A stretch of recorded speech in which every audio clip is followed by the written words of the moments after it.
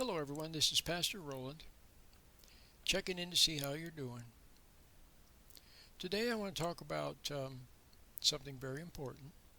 I want to talk about stress and how you can learn to live without stress. Or let's put it another way. There will be stressors in the environment, but you won't react to them the way you have. You'll learn a new way of responding to stress. See, you can see, for example, in an old Hollywood movie, like an old Western, where you have one person who, the sheriff, who remains calm, and um, he faces the bad guys and remains calm. It's a beautiful quality to be able to remain calm in the face of stress. What does stress want to do? What does it want to do? It wants you to become upset. It wants you to become unglued. What it wants you to do is to become so upset that you end up throwing in the towel and giving in. That's what it really wants. Or it wants you to struggle with it ineffectively, and then it takes your energy, or even takes your life. Okay? So, two ways don't work. Don't work to your benefit. They work for the benefit of the stressor. The two things that don't work are, number one, to react and get all upset and then throw in the towel. Give up. Give in. And the other way that doesn't work is to struggle ineffectively, where you give it your energy. You give it more power. And then what does that usually end up? The ineffective struggle usually ends up with giving in again. So it gets what it wants. It gets you coming or going. So you need to learn a new way of dealing with stress where you don't react, you don't get upset. And then what happens is the stressor reacts to you, reacts to your calmness. The stressor reacts to you, and the stressor gets upset. Okay? And then gives in or goes away. Or perhaps tries to struggle with you. But see, if you find this new way, if you really and truly find this new way of responding to stress, then you will have something within. You will have the inner light. See, if you walk in God's will, I have to bring in a little religion into it. If you're in God's will and doing God's will, and you get your ego out of the way, and all you want to do is the right thing, whatever that is, and the stressor comes along with something or other, and you don't react. You stand there and observe and wait for your instructions. You look within to your intuition, to wordless guidance. You look within, okay? And so there you are standing, and you've got your ego out of the way. And then if there's any response needed, a word, a gesture, a deed, a lot of times no response is needed. But if something is needed, then it comes from within. Okay? And the stressor, if he's not careful, will find himself grappling with the good that is in you, the good from God, a force of incalculable power. Okay? So he'll be overmatched. He'll be way overmatched. And what did you do? Nothing other than get your ego out of the way and observe calmly and wait upon the Lord. What does it say in the Bible? It tells us to wait upon the Lord. So that's what that means. So now you see why you need to learn this new way. And of course, my meditation is the purpose of my meditation is to help you to find that new way. Of course, you have to be sincere. You have to really be searching for truth and not just, wanting to feel better or prove something or, study something new. It has to be where you really and truly are ready to, you're willing to see what is right prevail, regardless of the consequences. In other words, you get your ego out of the way. Okay? So when you're really ready to do that, it calls for a new attitude, you see. When you're ready to do that, then the meditation will work for you. And it shows you how to find the objective state, how to get out of your thinking. See, your thoughts stress you too. It's not just stressors on the outside. Okay?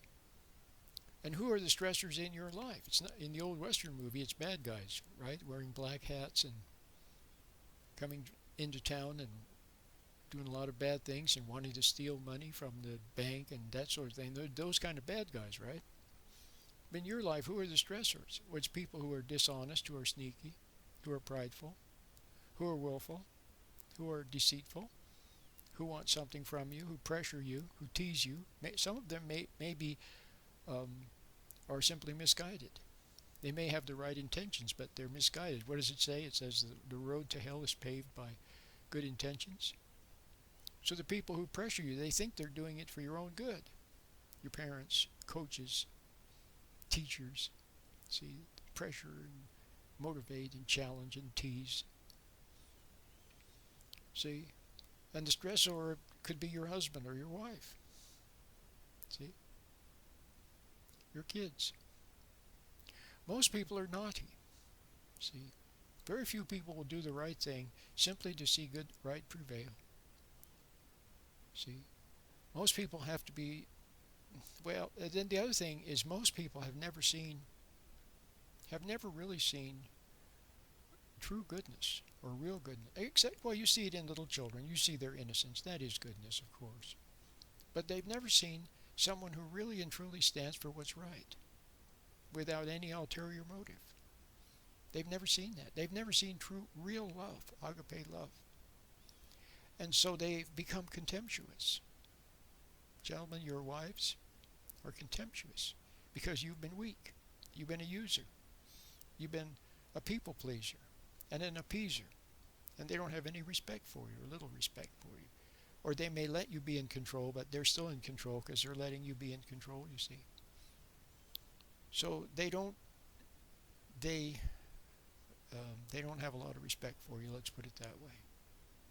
And so most people don't have much respect for other people because they've never seen someone who really, really, truly stood for what's right. All the way. Didn't have some ego, didn't have some weakness. See, women are very good at watching men. They see the weakness very soon. It doesn't take them long to spot the man's weakness. See? Well, so do those who want to use you or take advantage of you or manipulate you. They're very good too at scanning you to spot your weakness. There it is, and then they use that weakness as a way to get to you. See? So if they tell a dirty joke or a naughty joke and then you just sheepishly laugh, you see, well, then they see you're not committed to principle. See, if they see you steal a penny, if they see you, throw some litter on the ground and just not pick it up, see, they see that you're not committed to do what's right. They see that you're selfish and, selfish. And so therefore, this new way requires you to be committed to do what's right. Okay? But when you have that kind of an attitude, then the meditation, just a little technique to help you get out of your thinking. Oh yes, I began to say that your thoughts stress you. See, first the stress is on the outside, just like in the Garden of Eden, it was on the outside, then it got on the inside. Okay? So from the inside, now the stress stresses you. See, it even talks to you in your mind. It challenges you, it teases you. It's always suggesting you do the wrong thing. See? And it doesn't want you to do the right thing, and then it excuses your wrong. It eggs you on, and then when you do wrong, then it excuses you. See? So it's actually your stressor. See? Comfort is a stress too. When you become wrong, and then you are comforted in your wrong, that's a temptation. And it's also a stress because it drains you of your energy. See? The comfort is actually a lie. Makes you feel good about yourself even though you're not a good person. It's a lie. And it takes your energy. See?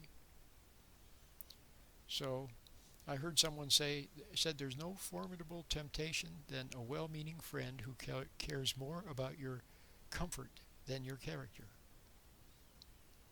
There's no more formidable temptation than a well-meaning friend who cares more about your comfort than your character. Okay, that's a very good quotation.